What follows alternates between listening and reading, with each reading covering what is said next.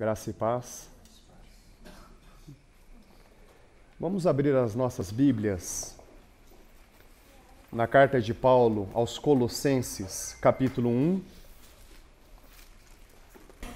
começando do verso 15.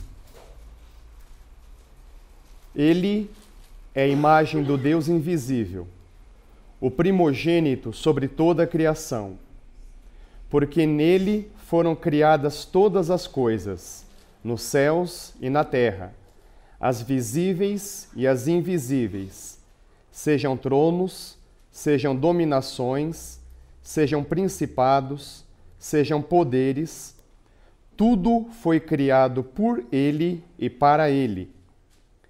Ele existe antes de todas as coisas, e nele tudo subsiste. Ele também é a cabeça do corpo, que é a igreja. É o princípio, o primogênito dentre os mortos, para quem tudo tenha o primeiro lugar. Porque foi da vontade de Deus que nele habitasse toda a plenitude. E havendo feito a paz pelo sangue da sua cruz, por meio dele reconciliasse consigo mesmo todas as coisas, tanto as que estão na terra, como as que estão no céu.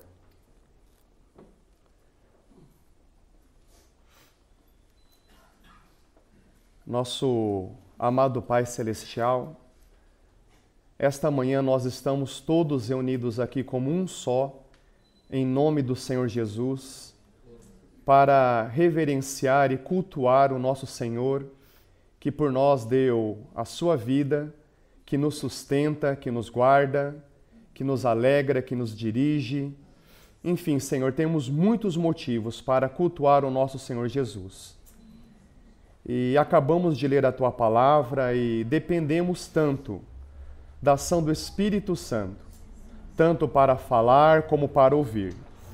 Então tome agora essas palavras e fale profundamente aos nossos corações, abrindo nossos olhos e ouvidos espirituais, para que desta forma nós tenhamos uma apreciação mais sublime de quem o Senhor Jesus é. Amém, Senhor.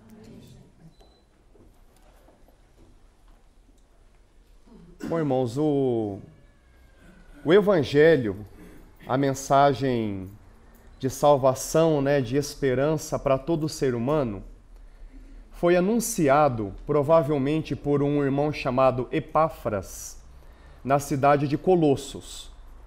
Paulo não estava lá até então, aquela ocasião.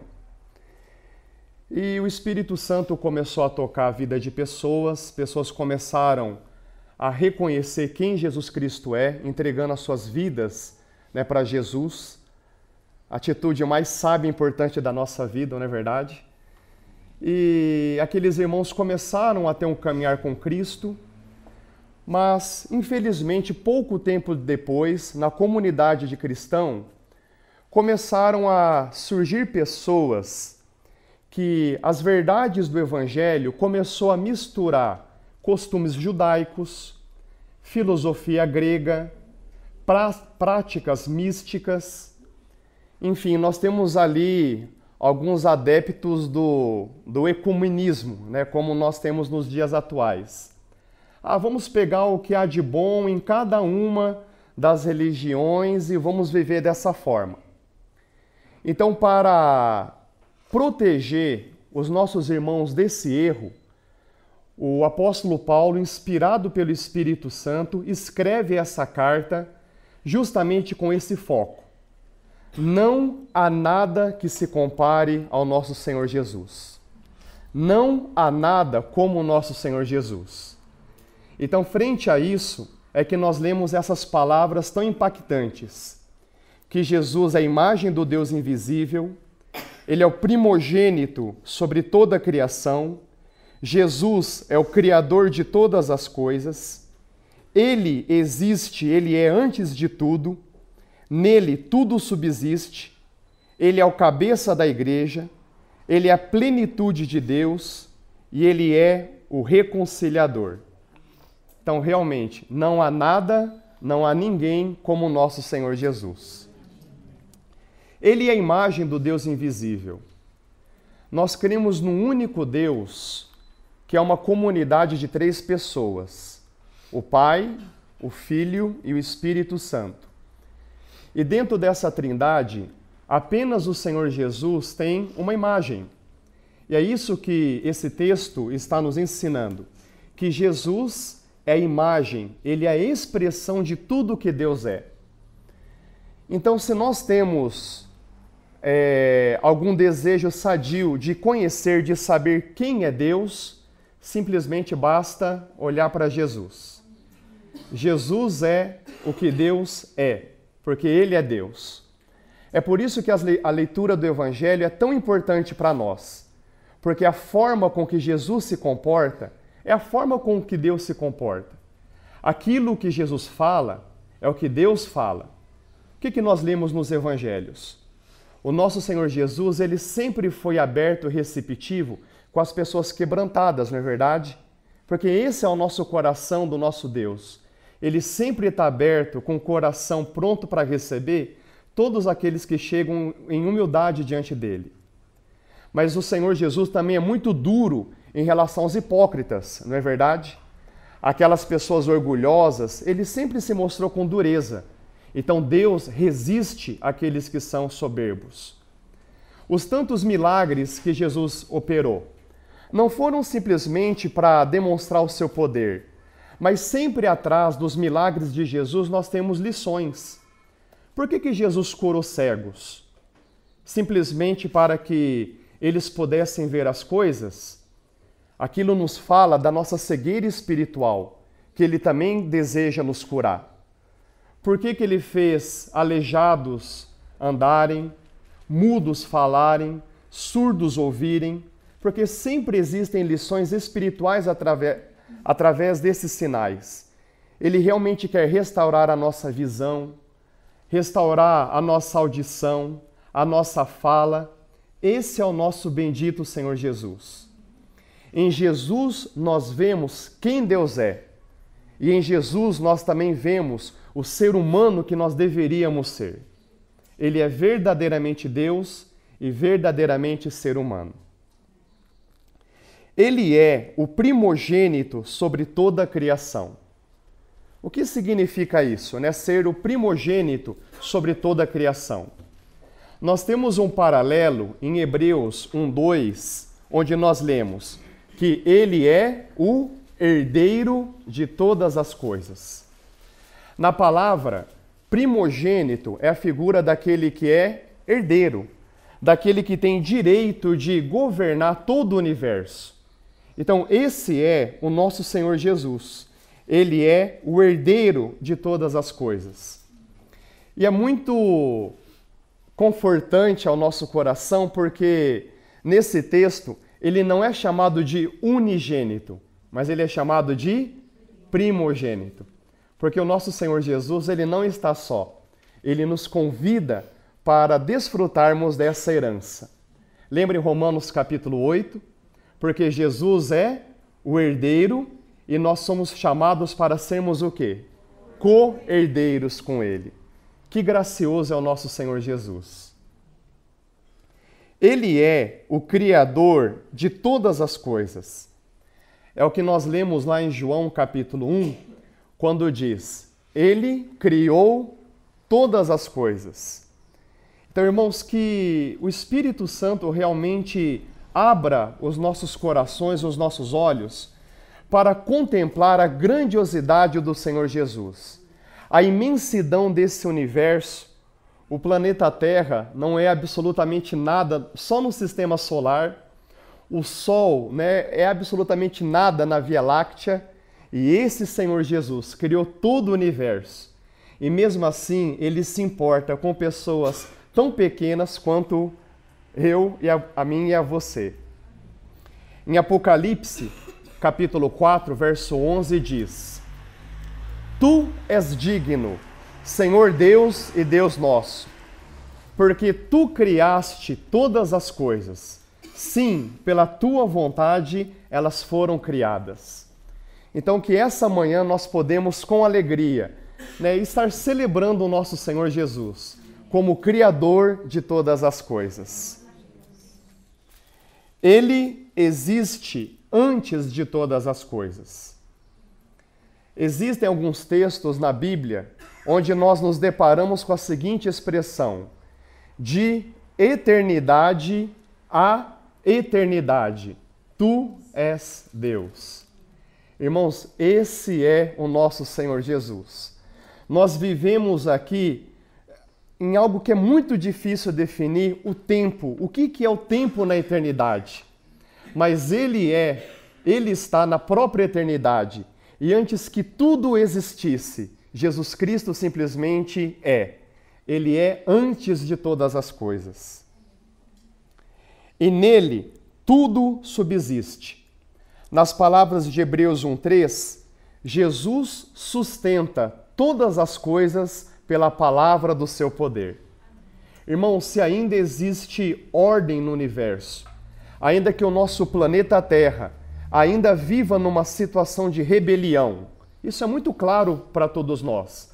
Um dia o nosso Senhor Jesus vai aparecer em glória e vai julgar todas as coisas, vai colocar esse planeta em ordem.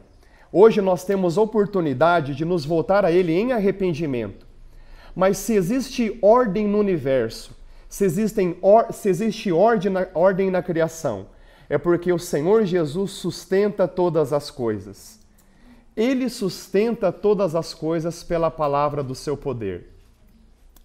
Eu fico imaginando uma situação em que nós estamos fazendo um certo desenho e de repente a gente dá uma espirrada e faz ali um estrago.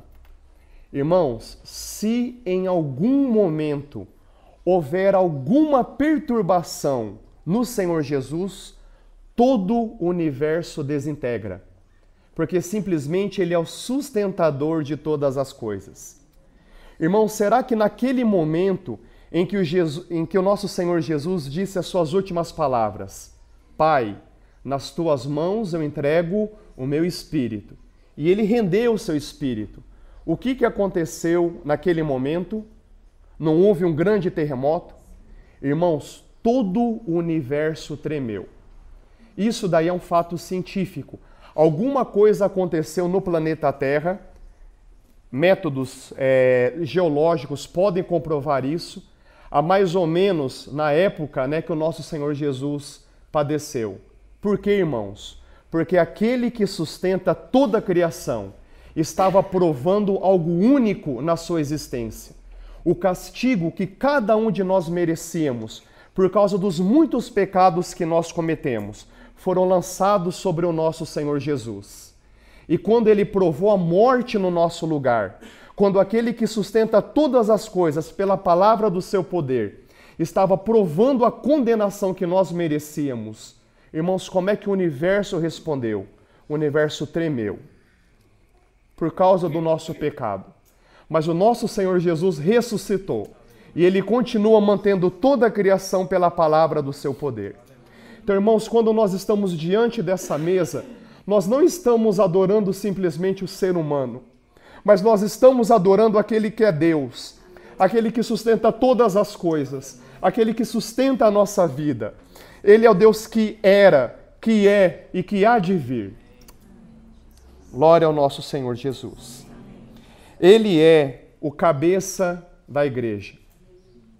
Irmãos, quando nós temos uma compreensão mais clara do que é a igreja é o corpo de Cristo.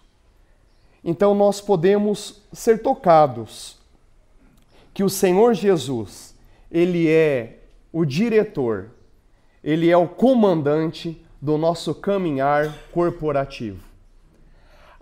Só é possível livrar-se da solidão na vida de igreja, na vida de corpo do nosso Senhor Jesus. E nós sabemos que como os relacionamentos são difíceis, não é verdade, irmãos? Vamos reconhecer isso. E como é possível que os relacionamentos sejam sustentados? Por causa daquele que é o cabeça, daquele que é o mandante e o comandante do seu próprio corpo. Nós lembramos quando o Senhor Jesus disse, eu edificarei a minha igreja. Em outras palavras, irmãos, nós podemos ler assim: eu constituirei o meu próprio corpo. O Senhor Jesus é o cabeça desse homem universal. Cada um de nós somos uma célula indispensável do seu corpo. Ele é o cabeça. Nós somos as células que compõem esse corpo. E o Espírito Santo simplesmente é a vida que flui do cabeça para o corpo. Ele é o nosso sustentador como igreja. Ele é a plenitude de Deus, porque aprouve a Deus que nele habitasse toda a plenitude. Irmãos, Deus é muito grande. É muito grande. A palavra grande não é suficiente para expressar o quão grande ele é. E eu pergunto, será que algum de nós somos grandes o suficientes para conter esse Deus que é grandioso? Nenhum de nós.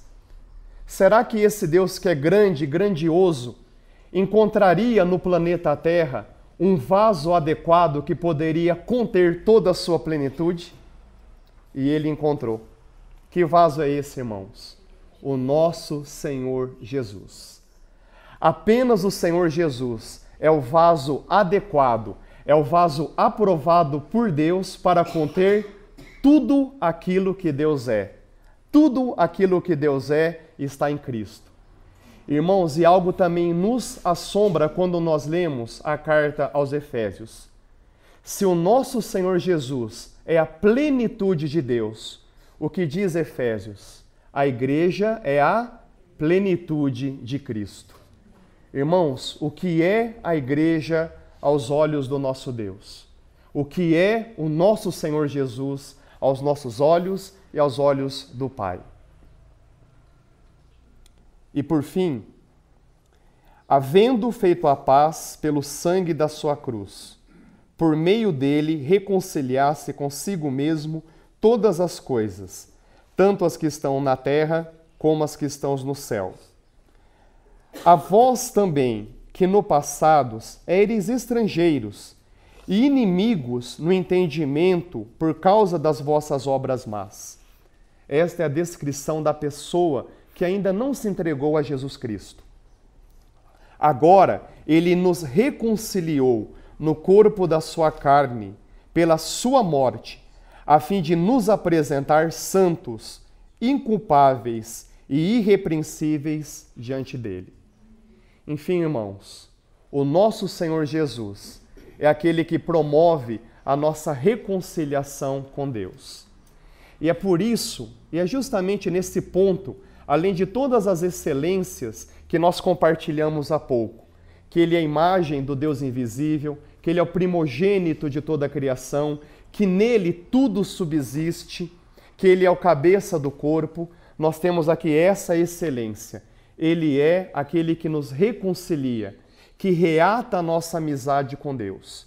E é por isso que todos os domingos nós estamos aqui diante da mesa, diante de um simples pão e de uma simples taça de vinho, mas que vai aqui nos comunicar essa obra grandiosa que o Senhor Jesus fez.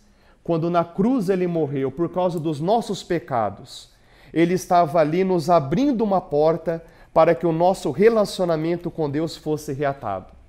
Então, irmãos, que quando nós chegamos diante esta mesa, que haja em nós esse coração de gratidão. Senhor Jesus, nós somos profundamente gratos, porque agora o nosso relacionamento com Deus pode ser reatado, por causa do teu corpo que foi partido, por causa dos nossos pecados, por causa do seu sangue, a sua vida que foi derramada para a purificação dos nossos pecados. Senhor Jesus, nós então queremos, de uma forma mais profunda e mais convicta, movidos pelo Espírito Santo, enche-nos, Espírito, para que nós realmente contemplemos e adoremos o Senhor Jesus por tudo que Ele é. Tu és a imagem do Deus invisível, o primogênito de toda a criação. Tu és antes de todas as coisas. Tu sustentas todas as coisas pela palavra do seu poder. Tu és o cabeça da igreja, o nosso cabeça, o nosso sustentador. E Tu és o nosso pacificador. Pelo sangue da sua cruz, o Senhor nos reconciliou com Deus. Senhor Jesus, quantos motivos temos para Te louvar, para Te adorar, para Te engrandecer, para entregar as nossas vidas. Nós agradecemos, Senhor, porque na nossa existência não há nada mais importante do que essa entrega, do que esse envolvimento contigo. E a finalidade nós temos ali, Senhor, porque à medida com que nós nos entregamos, e este momento constitui-se num momento de entrega coletiva, o Senhor há de nos apresentar santos, inculpáveis, irrepreensíveis diante o nosso Deus. Nós Te agradecemos. Santo Espírito, nós nos rendemos à Sua presidência para nos mover a esse momento, em orações, em leituras da Tua palavra, em cânticos, para magnificar o Senhor Jesus. A Ti, Senhor Jesus, toda a honra, toda a glória, todo o poder, majestade, soberania, riqueza, grandeza, reconhecimento, dignidade, porque Tu és digno. Amém, Senhor. Amém.